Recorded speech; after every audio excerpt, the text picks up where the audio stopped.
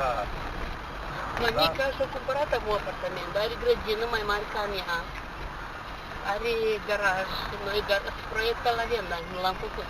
Nu știu, ne-a cumpărat mașina să facem garaj.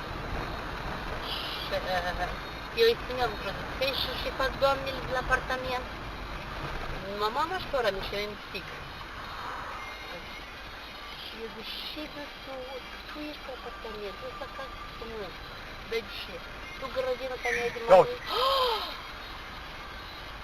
Dar și nu salvarea. Dar nu a fălit tare, el se întiene și să nu vezi, băi, fata, prostule și ești tu.